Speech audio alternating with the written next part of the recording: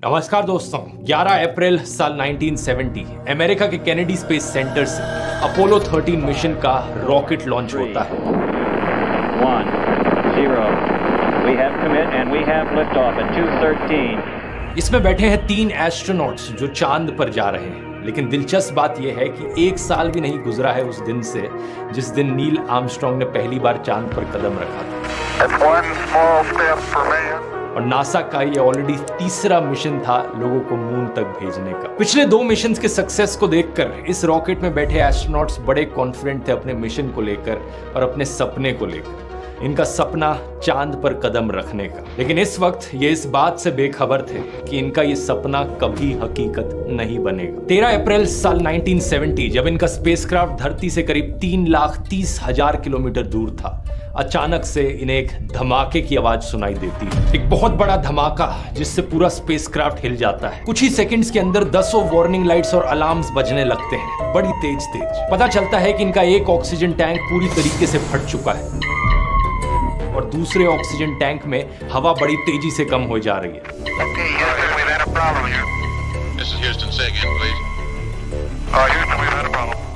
धरती पर बैठे मिशन कंट्रोल को यकीन नहीं होता। उन्हें लगता है कि इंस्ट्रूमेंट्स खराब होंगे, लेकिन स्पेसक्राफ्ट में बैठे एस्ट्रोनॉट उन्हें देखकर बताते हैं कि उन्हें खिड़की से दिख रहा है ये हवा लीक होए जा रही है। दूसरी तरफ इन्हें दिखता है कि इस धमाके की वजह से ये स्पेसक्राफ्ट अपने रास्ते से इतना भटक गया है कि हर सेकंड ये धरती से किलोमीटर दूर जा रहा है। कुछ ही घंटों बाद अपोलो 13 में बैठे एस्ट्रोनॉट्स धरती से इतनी दूर है कि एक नया रिकॉर्ड बन जाता है। आज के दिन तक कोई भी इंसान धरती से इतना दूर नहीं गया है जितने ये 3 एस्ट्रोनॉट्स गए अपोलो 13 के मिशन के दौरान। चांद पर लैंड करना तो छोड़ो, अब सवाल इस बात का है कि क्या ये जिंदा धरती पर वापस लौटकर आ भी सकते हैं। ये है अपोलो 13 की दिल दहला देने वाली कहानी। Carbon dioxide levels in the lunar module rising. The main heat shield was not designed to operate in free space for extended periods of time. The crew were beginning to suffer. It was a dire state. It was a real emergency situation. साल 1961 में American president John F Kennedy ने दुनिया के सामने वादा किया था कि वो दशक खत्म होने से पहले इंसानों को चांद तक पहुंचा देंगे। To achieving the goal before this decade is out of landing a man on the moon and returning him safely to the earth. इस वादे को कोल्ड वॉर के कॉन्टेक्स्ट में देखा जाना चाहिए। उस वक्त अमेरिका और सोवियत यूनियन के बीच में एक रेस चल रही थी, एक स्पेस रेस। कौन टेक्नोलॉजी के मामले में सबसे आगे निकलेगा। साल 1969 में अपोलो 11 और अपोलो 12 दोनों मिशन सक्सेसफुल रहते हैं। एस्ट्रोनॉट्स ना सिर्फ चांद पर कदम रखते हैं बल्कि सेफली धरती पर वापस लौटकर भी आ जाते हैं। जो वादा कैनेडी ने किया था वो पूरा होता है, लेकिन इसका एक साइड इफेक्ट ये होता है कि इसके एकदम बाद लोगों का जो इंटरेस्ट था और सरकार का जो इंटरेस्ट था स्पेस में पैसा खर्च करने में, वो बड़ी तेजी से नीचे गिरता है। ये बड़ी ऑब्वियस सी बात है, लोग बड़े एक्साइटेड थे इंसान को पहली बार चांद पर कदम रखता देखकर, लेकिन दूसरी बार, तीसरी बार, चौथी बार लोगों की इतनी एक्साइटमेंट नहीं बनी रह सकती थी। Public interest in the moon is fading fast. People believe Apollo 13 will just be another routine flight. इसी रीजन से अमेरिकन सरकार नासा का बजट कट कर देती है और कई फ्यूचर मिशंस जो आने वाले सालों में प्लान किए गए थे जैसे कि अपोलो 20 उन्हें कैंसिल किया जाता है। इसीलिए अपोलो 13 का मिशन एक बड़े क्रूशियल टाइम पर आता है स्पेस ट्रैवल के इतिहास में। नासा को अमेरिकन सरकार को प्रूव करना था कि स्पेस में पैसा खर्च करना अभी भी वर्थ इट है। इसलिए अपोलो 13 का प्राइमरी मिशन ऑब्जेक्टिव था ना सिर्फ इंस्पेक्शन और सर्वे करना चांद की मिट्टी की, बल्कि इंसानों की कैपेबिलिटी भी डेवलप करना चांद की एनवायरनमेंट में काम करने की। The main mission objective of Apollo 13 is the scientific exploration of the moon. We hope to find out a lot about the origin of the moon and from that the origin of our own planet the Earth. Apollo 13 के spacecraft का design वैसा ही था जैसे पिछले space missions का रहा था। Mainly 4 main components थे: command module, service module, lunar module और लॉन्च एस्केप सिस्टम। इस स्पेसक्राफ्ट को एक सैटर्न वी रॉकेट पर रखकर लॉन्च किया गया। तीनों एस्ट्रोनॉट्स बैठे थे कमांड मॉड्यूल में जो कि स्पेसक्राफ्ट का मेन हिस्सा है, लेकिन बहुत ही छोटा सा हिस्सा है। कमांड मॉड्यूल सिर्फ ये कोन शेप है जो सिर्फ 11 फीट लंबी है और जिसका 13 फीट का डायमीटर है। सारे instrument panels, navigation gear, radios, life support system और छोटे मोटे इंजन सब इस कमांड मॉड्यूल के अंदर थे। दूसरा सबसे इंपॉर्टेंट हिस्सा है सर्विस मॉड्यूल, जिसमें ज्यादातर ऑक्सीजन थी एस्ट्रोनॉट्स के लिए। इसमें भी छोटे मोटे इंजन थे और फ्यूल सेल्स भी थे बिजली जनरेट करने के लिए। कमांड और सर्विस मॉड्यूल को अक्सर एक साथ जोड़कर कमांड एंड सर्विस मॉड्यूल बुलाया जाता है, या CSM शॉर्ट फॉर्म। पूरे मिशन के दौरान ये एक साथ जुड़े हुए रहते हैं अंटिल जब एस्ट्रोनॉट्स धरती पर वापस लौट रहे होते हैं, और धरती की ओर री एंट्री के वक्त ये एक दूसरे से सेपरेट होते हैं सिर्फ। तीसरा हिस्सा लूनर मॉड्यूल, जिसका काम एक्चुअली में चांद पर उतर कर जाना, और जब चांद पर काम पूरा हो जाए तो वापस जाकर CSM मॉड्यूल से अटैच हो जाना। चौथा हिस्सा लॉन्च एस्केप सिस्टम मिशन के लिए इतना इंपॉर्टेंट नहीं है। इसका काम है सिर्फ लॉन्च के वक्त अगर कोई हादसा हो जाए तो एस्ट्रोनॉट्स को बचाना। ये कुछ इस तरीके से काम करता है। अगर रॉकेट लॉन्च के दौरान कोई हादसा हो जाता है, आग लग जाती है, तो एस्ट्रोनॉट्स को ये सेफली इजेक्ट कर देता है, उस जगह से दूर ले जाता है। इस वीडियो में आप देख सकते हैं जहां पर इस अबॉर्ट सिस्टम को टेस्ट किया जा रहा है। लेकिन अगर लॉन्च में सब कुछ सही जाता है तो इस LES की आगे जरूरत नहीं होती और इसे इजेक्ट करके फेंक दिया जाता है। 11 अप्रैल साल 1970 अपोलो 13 की लॉन्च इस दिन सेफली और सक्सेसफुली होती है, तो इस LES सिस्टम की जरूरत नहीं पड़ती।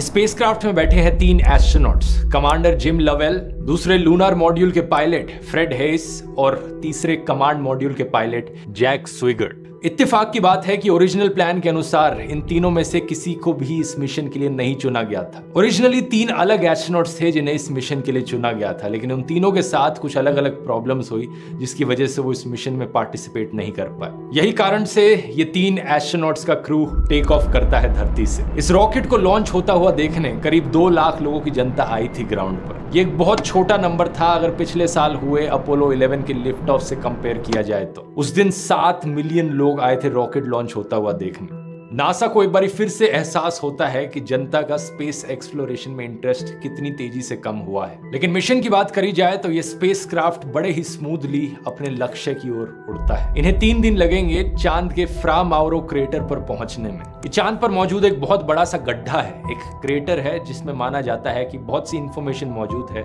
ना सिर्फ चांद के बारे में बल्कि धरती के बारे में भी। उड़ान के पहले 2 दिन सबसे बड़ी प्रॉब्लम आती है जब एस्ट्रोनॉट जैक स्विगर्ट रियलाइज करते हैं कि वो अपना इनकम टैक्स रिटर्न फाइल करना भूल गए हैं। धरती पर मौजूद मिशन कंट्रोल से वो पूछते हैं क्या उन्हें एक्सटेंशन मिल सकती है।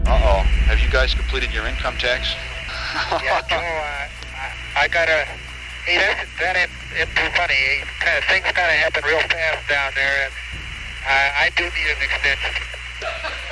I didn't get mine filed. I'm really serious. वहां हंसते हंसते उन्हें जवाब मिलता है कि मिल सकती है 60 डे की एक्सटेंशन उन्हें। इस कॉन्वर्सेशन से पता चलता है कि सब कुछ सही जा रहा था। पहले 2 दिन किसी भी तरीके की अड़चने नहीं आई मिशन में। मिशन के 46 आवर्स 43 मिनट्स पर कैप्सूल कम्युनिकेटर जो ड्यूटी पर थे उस वक्त वो कहते हैं कि स्पेसक्राफ्ट बहुत ही अच्छी शेप में है और हम यहाँ बैठे बैठे बोर हो रहे हैं। This Apollo Control at 46 hours 43 minutes. Spacecraft's in real good shape as far as we're concerned, Jim. We're bored to tears down here. चीजें इतनी स्मूथली चल रही थी कि लोग बोर हो रहे थे। वैसे सुनकर आपको बहुत अजीब लगेगा, लेकिन अपने आप को इंटेंशनली बोर होने का समय देना एक बहुत ही अच्छी चीज है मेरी राय में। मेरा मानना है कि अगर आपको अपनी प्रोडक्टिविटी और क्रिएटिविटी को मैक्सिमाइज करना है तो दिन में कुछ समय आपको खाली छोड़ना पड़ेगा। खाली समय जहां पर आप लिटरली कुछ नहीं कर रहे, बस बोर हो रहे हो। ये चीज माइंड को रिलैक्स करने के लिए बहुत ही जरूरी है, स्पेशली आज के जमाने में कि 5 सेकंड भी कोई आदमी बोर होता है तो आज के दिन वो अपना फोन निकालकर स्क्रॉल करने लग जाता है। यही एक बड़ा राज है कि मैं अपना टाइम इतनी एफिशिएंटली कैसे मैनेज कर पाता हूं और इतने सारे वीडियोस आपको कंसिस्टेंटली दे पाता हूं, वो भी कंटिन्यूसली ट्रैवल करते करते। ऐसे ही और ढेर सारे सीक्रेट्स और प्रैक्टिकल टिप्स मैंने बताई हैं अपने टाइम मैनेजमेंट कोर्स में। एक ऐसा कोर्स जो आपको स्टेप बाय स्टेप सॉल्यूशन देता है कि कैसे आप अपनी जिंदगी में चीजों के लिए और टाइम निकाल सकते हैं और अपनी प्रोडक्टिविटी और क्रिएटिविटी को मैक्सिमाइज कर सकते हैं। अभी तक जिन भी लोगों ने इस कोर्स को लिया है उन्हें बहुत बढ़िया लगा है। रिव्यूज आप स्क्रीन पर देख सकते हैं। अगर आप भी लेने में इंटरेस्टेड हैं, आप में से पहले 400 लोगों के लिए एक स्पेशल डिस्काउंट है 42% का अगर आप कूपन कोड NASA42 यूज करेंगे तो। कोर्स का लिंक इस QR कोड को स्कैन करके मिल जाएगा आपको, या फिर इसका लिंक डिस्क्रिप्शन और पिन कमेंट में भी आप देख सकते हैं। अपनी जिंदगी में एक बहुत बड़े बदलाव के लिए तैयार हैं तो जाकर ट्राई करके देखिए। अब टॉपिक पर वापस आते हैं। मिशन का तीसरा दिन 13 अप्रैल क्रू को बताया जाता है कि उन्हें लूनर मॉड्यूल में कुछ टेस्ट करने पड़ेंगे।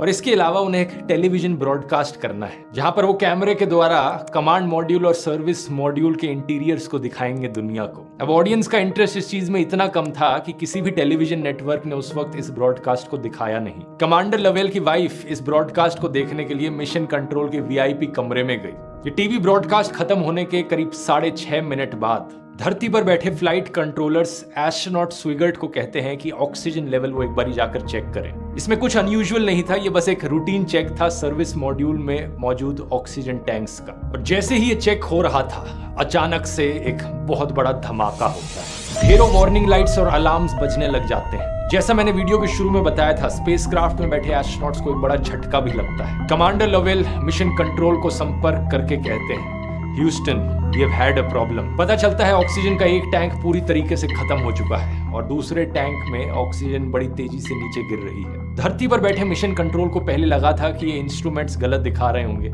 लेकिन यही सच्चाई होती है। सभी लोगों को अर्जेंटली एक्शन लेने की जरूरत थी अगर इन एस्ट्रोनॉट्स की जान को बचाना था तो। जो टीवी चैनल्स इस मिशन को बोरिंग बताकर खबरों में नहीं दिखा रहे थे, अब अचानक से ये न्यूज हेडलाइन बन जाती है। Apollo 13 to the moon is in serious jeopardy this morning and is not going to make a moon landing. Spacecraft में मौजूद ऑक्सीजन टैंक्स स्फीयर शेप के थे जिनमें ऑक्सीजन को लिक्विड फॉर्म में स्टोर किया जाता था। इनके सेंटर में एक हीटर लगा हुआ था जिससे इस लिक्विड ऑक्सीजन को गैस में कन्वर्ट करते थे। और अपोलो 13 पर सर्विस मॉड्यूल में ऐसे 2 टैंक लगे थे ऑक्सीजन के। ये जो टैंक नंबर 2 था, इसे ओरिजिनली अपोलो 10 में इंस्टॉल किया गया था, लेकिन वहां से मॉडिफिकेशन के लिए हटा दिया गया था और एक माइनर एक्सीडेंट हुआ था इसको लेकर। गलती से ये नीचे गिर जाता है रिपेयरिंग के वक्त और डैमेज हो जाता है। इसके अंदर की जो एक ट्यूब थी वो डैमेज हो गई थी और इंस्पेक्शन के वक्त किसी ने उसे देखा नहीं था। इसकी टेस्टिंग करते वक्त लोगों ने नोटिस किया था कि ये टैंक पूरा खाली नहीं होता था, तो बची कुछ ऑक्सीजन को पूरा खत्म करने के लिए यहाँ पर हीटर्स का इस्तेमाल किया जाता था ताकि उसे पूरा बॉयल ऑफ कर दिया जाए। बाद में हमें पता चलता है यहाँ अंदर लगाया गया जो थर्मोमीटर था वो मैक्सिमम 30 डिग्री सेल्सियस तक टेम्परेचर दिखा सकता था, लेकिन इस टैंक के अंदर जब ऑक्सीजन को हीट करने के लिए हीटर का इस्तेमाल किया जाता था तो टेम्परेचर 538 डिग्री सेल्सियस तक भी पहुंच जाता था। ये एक्सट्रीम हीटिंग किसी ने नोटिस नहीं करी क्योंकि थर्मोमीटर में दिखती ही नहीं थी। इसी एक्सट्रीम हीटिंग की वजह से इस टैंक के अंदर लगी जो इलेक्ट्रिकल वायर्स थी उनकी इंसुलेशन डैमेज हो गई थी। मिशन के शुरू होने से पहले नासा के मैनेजर्स और इंजीनियर्स ने इस टैंक की जांच पड़ताल करके इस टैंक को अप्रूव किया था, लेकिन वो इस अंदर के डैमेज को देख नहीं पाए थे। और इसी की वजह से अपोलो 13 के मिशन के दौरान जब रूटीन चेक किया जा रहा था इस टैंक का तीसरे दिन पर, और उन इलेक्ट्रिक वायर्स की वजह से एक स्पार्क होता है, ये टैंक फट जाता है। चांस की बात थी कि ये टैंक स्पेसक्राफ्ट के बाहर की तरफ लगा हुआ था। अगर ये स्पेसक्राफ्ट के अंदर लगा होता और वहां फटता तो इंस्टेंटली ये सारे एस्ट्रोनॉट्स मारे जाते, लेकिन क्योंकि ये बाहर लगा था तो एक्सप्लोजन बाहर की तरफ हुआ और सर्विस मॉड्यूल में सिर्फ 13 फुट का एक पैनल डैमेज हुआ। इसके अलावा और क्या कुछ डैमेज हुआ था स्पेसक्राफ्ट में, एस्ट्रोनॉट्स इतने श्योर नहीं थे। अब सभी को एक बहुत बड़ा फैसला लेना था, धरती पर वापस लौटने का कौन सा रास्ता लिया जाए। फास्टेस्ट तरीका धरती पर वापस लौटने का था कि स्पेसक्राफ्ट को उल्टा घुमा लिया जाए, लेकिन यह करने के लिए सर्विस मॉड्यूल के मेन इंजन को चलाना पड़ेगा। मेन इंजन जहां पर लोकेटेड था वो जगह काफी करीब थी जहां सीएसएम मॉड्यूल में धमाका हुआ था। कोई नहीं जानता था कि इंजन पर डैमेज हुआ या नहीं हुआ। और दूसरा तरीका वापस लौटने का था धरती पर कि चांद की ओर जाया जाए और चांद के अराउंड सर्कल करके फिर वापस लौटा जाए धरती पर। इसमें सर्विस मॉड्यूल के इंजन को चलाने की जरूरत नहीं पड़ेगी, लेकिन इसमें रिस्क ये था कि 4 से 5 दिन का समय लग जाएगा धरती पर वापस लौटने में। क्या एस्ट्रोनॉट्स के पास इतनी ऑक्सीजन और इतना पानी बचा है? नासा के फ्लाइट डायरेक्टर यहाँ पर दूसरा ऑप्शन चुनते हैं, लंबा रास्ता वापस लिया जाएगा। Okay, here we go. Mid-course correction for free return. And I have your LEM. Astronauts को कहा जाता है कि सीएसएम मॉड्यूल को शट डाउन कर दें वो इमीडिएटली, और वापस लौटते समय वो लूनार मॉड्यूल को एक लाइफ बोट की तरह इस्तेमाल करें। ये डिसीजन काफी सेफ ऑप्शन था, लेकिन इसमें भी कई प्रॉब्लम्स थी। लूनार मॉड्यूल को इस तरीके से डिजाइन किया गया था कि उसमें 2 एस्ट्रोनॉट्स बैठ पाए करीब 20 घंटे के लिए, क्योंकि जैसा मैंने आपको बताया उसका ओरिजिनल पर्पस था चांद पर लैंड करके वापस सीएसएम मॉड्यूल से अटैच हो जाना। लेकिन अब यहाँ पर एक्सपेक्ट किया जा रहा था कि ये 3 लोग बैठेंगे उस लूनार मॉड्यूल के अंदर 4 से 5 दिन तक। लूनार मॉड्यूल के इंजन्स को भी इस तरीके से डिजाइन नहीं किया गया था कि उन्हें बार बार फायर किया जा सके, तो ये भी कई मायनों में बहुत ही रिस्की चीज करी जा रही थी। अपनी सप्लाईज और एनर्जी टेक्नोलॉजी बचाए रखने के लिए एस्ट्रोनॉट्स को कहा जाता है कि स्पेसक्राफ्ट में मौजूद सारे नॉन एसेंशियल सिस्टम्स को शट डाउन कर दें, इंक्लूडिंग जो हीटर्स लगाए गए हैं उसके अंदर। बिजली बचाना बहुत जरूरी है यहाँ पर। इस प्लान के अनुसार एस्ट्रोनॉट्स लूनर मॉड्यूल में बैठ जाते हैं और पहली बार लूनर मॉड्यूल के इंजन्स को फायर किया जाता है। जब इंजन को चालू किया जाता है तो उसे बर्न कहा जाता है। तो पहला बर्न ये करते हैं अपने नए रास्ते पर आने के लिए। इस बर्न की मदद से ये चांद की दूसरी तरफ पहुंच जाते हैं, the far side of the moon. ये दुनिया के पहले इंसान बन जाते हैं धरती से इतनी दूर जाने वाले, और ये रिकॉर्ड आज तक अनबीटेबल है। अपने फर्देस्ट पॉइंट पर ये धरती से 4 लाख किलोमीटर दूर थे। अब अगर ये इसी रास्ते पर बने रहे तो ये धरती पर पहुंच जाएंगे करीब 153 आवर्स आफ्टर लॉन्च। लेकिन ये टाइम मार्जिन बड़ा ही रिस्की था। अगर ये इतने समय बाद धरती पर पहुंचेंगे तो जो खाना और पानी वहां मौजूद है, जो ऑक्सीजन मौजूद है एस्ट्रोनॉट्स के लिए, वो सिर्फ 1 घंटे की बचेगी। ग्राउंड पर मौजूद नासा की टीम का मानना था कि ये मार्जिन बहुत कम है, इसलिए एस्ट्रोनॉट्स को कहा जाता है लूनर मॉड्यूल के इंजन को दूसरी बारी बर्न करो। पहले मिशन कंट्रोल में बैठे इंजीनियर्स ने बहुत सारी कैलकुलेशंस करी थी ये पता लगाने के लिए कि लूनर मॉड्यूल का इंजन ये दूसरा बर्न हैंडल कर भी पाएगा या नहीं। ये कैलकुलेशंस सही प्रूव होती हैं जब दूसरा बर्न किया जाता है, जिसकी मदद से 153 आवर्स का फ्लाइट टाइम अब 143 आवर्स पर आ जाता है। 11 घंटे का मार्जिन ऑफ सर्वाइवल। इससे पहले कि एस्ट्रोनॉट्स रिलैक्स होकर बैठ पाए, एक दूसरी बड़ी प्रॉब्लम सामने आती है, कार्बन डाइऑक्साइड की हाई कॉन्सेंट्रेशन। इन स्पेसशिप्स में दोस्तों ऑक्सीजन टैंक्स होने के अलावा कार्बन डाइऑक्साइड को हटाने के लिए लिथियम हाइड्रोक्साइड के कैनिस्टर्स होते हैं। जब एस्ट्रोनॉट सांस लेते हैं अंदर ऑक्सीजन, मुंह से कार्बन डाइऑक्साइड निकलती है। उस कार्बन डाइऑक्साइड को अगर हटाया नहीं जाएगा तो कार्बन डाइऑक्साइड की बहुत ज्यादा मात्रा हो जाएगी जो प्रॉब्लमैटिक हो सकती है। इसलिए लिथियम हाइड्रोक्साइड के कैनिस्टर्स इस्तेमाल किए जाते हैं ताकि कार्बन डाइऑक्साइड उससे रिएक्ट करे और लिथियम कार्बोनेट बने। लेकिन प्रॉब्लम यहाँ पर यह थी कि लूनर मॉड्यूल में जो कैनिस्टर्स रखे थे लिथियम हाइड्रोक्साइड के, वो सिर्फ 2 लोगों के लिए बने थे 2 दिन सरवाइव करने के लिए। लेकिन यहाँ 3 लोग मौजूद थे जो 4 दिन तक सरवाइव करना चाह रहे थे। अच्छी चीज यहाँ पर यह थी कि कमांड मॉड्यूल में भी कुछ कैनिस्टर्स रखे थे, लेकिन उनका जो फिल्टर था वो स्क्वायर था और यहाँ लूनर मॉड्यूल वाले सर्कुलर शेप के थे। इस प्रॉब्लम को सॉल्व करने के लिए ग्राउंड पर मौजूद एक्सपर्ट्स के पास 24 घंटे का समय था।